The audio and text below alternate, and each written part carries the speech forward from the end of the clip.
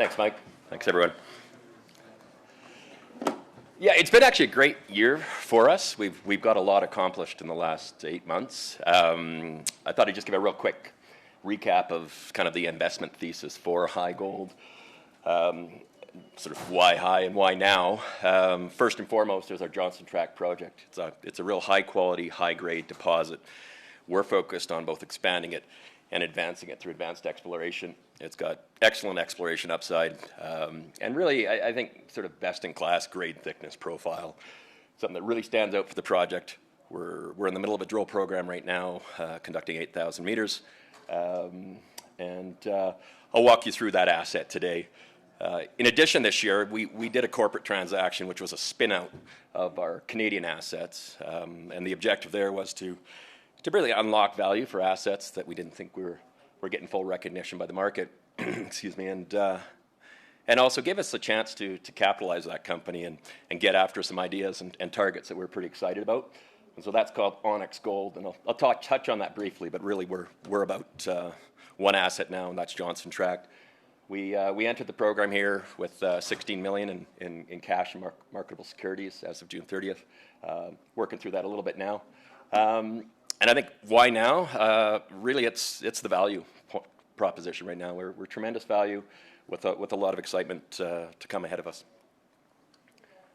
So the people, you know, for us, we pride ourselves on our technical strength. We focus on jurisdictions that we know well, and rock types and deposit types that we know well. And we've got several discoveries within the group. Our technical group is led by a trio of Ian Cunningham-Dunlop, Devin Denboer, and Nathan Steeves. Ian was Senior VPX. He was involved in the Frontiers Long Canyon discovery. Devin, he's our VP Operations, tremendous amount of experience globally with senior gold producers all over the world, really, from Africa to Indonesia to South America.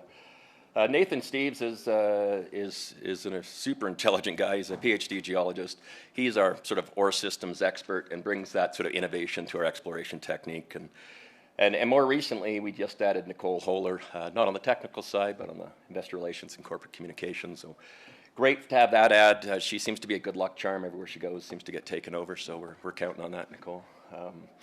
And our board, we got a fantastic and deep board, bringing, you know, senior producer experience, capital markets experience, Alaska Native Corporation experience, and regulatory and sustainability experience. Really great group. You know, looking at the cap structure, 87.7 million shares outstanding. Really no warrant overhang. We've had the good fortune of raising money without having to tag a warrant on it.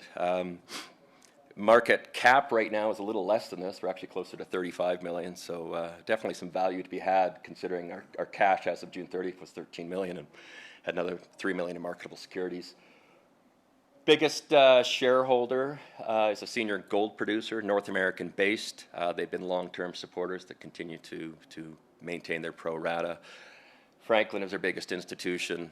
We really value the support of our big shareholders and our small shareholders alike. Equinox was a new entrant on our last financing that we did in the spring. We raised a little over 9 million in the spring for HighGold. So briefly touching, you know, high level on Johnson Tract here. We've been able to define over 1 million ounces gold equivalent at 9.4 grams per ton gold equivalent in the indicated category. And as I say, the true width is where this project really shines. There's not many systems with this kind of grade width profile. I mean, if you actually average that out, it'd be a true width drill intersections, all of having better than 350 gram meter product. It's exceptional, and we like that it has the zinc and copper co-product. It is a polymetallic deposit. About 55-60% of the value is gold, but very significant contribution from critical minerals in the U.S., zinc and copper, which we think is advantageous from a development standpoint, permitting standpoint, and political support standpoint.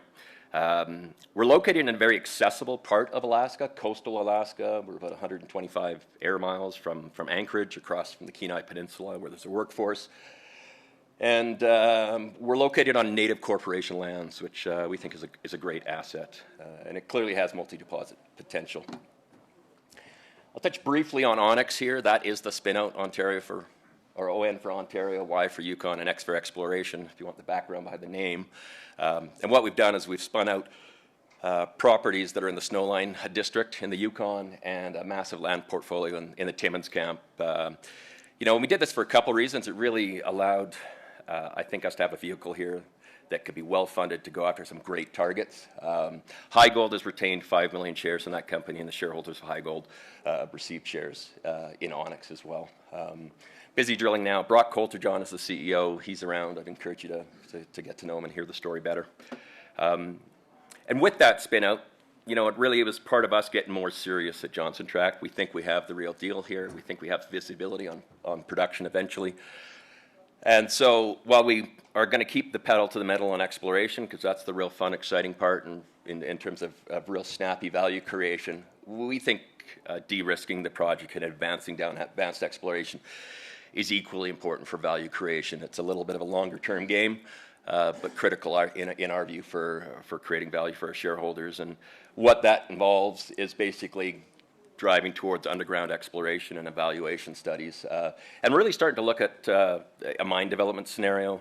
Right now we're trying to evaluate a direct shipment option, but it doesn't mean it's the only option. So I'll walk you through those plans and our exploration plans. From an exploration standpoint, we've been able to prove some real dandy drill results. The last 3 years we've been on the top 10 list, OPAC's top 10 list for best drill holes globally. We want to keep that up. It's our mission. And you can build ounces fast when you're drilling 100 meters of 18 grams, 120 meters of 18 grams. Actually, I should back up there for a second. If I can. What's interesting, not all of these are from the same prospect. One of them is from 4 kilometers away at a new zone we've discovered, and that's very telling to me in terms of the overall prospectivity of the whole property. But yeah, with intersections like that, you create nice thick ore deposits or mineral deposits. The geometry of this is really ideal for low-cost mining. I mean, this is kind of very simplistic mine engineering. You come in from the bottom, you mine your way up. Tremendous widths, should be about as low cost as you can get for underground mining outside a block cave. The metallurgy is excellent for this project. We get great recoveries, conventional process with really clean concentrates. And we think from an ESG and permitting standpoint, we're in a good position. We really love our partnership with CIRI. They're a native corporation. They're one of 12 regional native corporations in Alaska. And for those that don't know, I see there's a lot of Alaskans here that probably do know, but some might not. Alaska is really, I think, you know, the gold standard for how to settle native land claims. It was done 50 years ago. It was incredibly progressive. They created for-profit corporate entities that then were able to select lands for their natural resource potential. 12 of them, so collectively they control about 10% of the land mass in Alaska. And what it means is you have social license from an Indigenous or Alaska Native standpoint that they've come to us to develop their lands, and they will be direct beneficiaries economically of resource development. And that's huge, I think, from a certainty standpoint and from a just feeling good standpoint. There's a lot to like about it. From a development optionality standpoint, we think there's 2 very viable options here. There's no reason you can't do a standalone mine. But I think with what we have right now, we think it's quite likely a direct shipment option would still work quite nicely. And what's attractive about it is, one, the capital costs are a lot lower, so capital risk is lower, execution risk is lower. And we think it'd be simpler to permit and build. And you heard a presentation earlier today where there's a great example in Alaska. It's not shipping it by barge, it's trucking it 250 miles, but that's a project from concept to permit, build, and pouring gold is 2 to 2.5 years. And you don't get that very often in North America, and it's really attractive. For us, we're a little different. It's because we have high grade and because we're on the coast. Marine transport's so cheap, it gives you sort of an unconventional option. There's several producers on the west coast, and there's several options in Asia where you could consider shipping the ore. We have benchmark costs for a limestone operation in Alaska that ships year-round 300 to 400,000 tons a year from Alaska up the Columbia River on the Oregon-Washington border. So this is something that's real that can be done. Just zooming in on the property itself a little bit. Lay of the land, we're quite fortunate to have a protected anchorage close at hand in Cook Inlet. Most of it's exposed.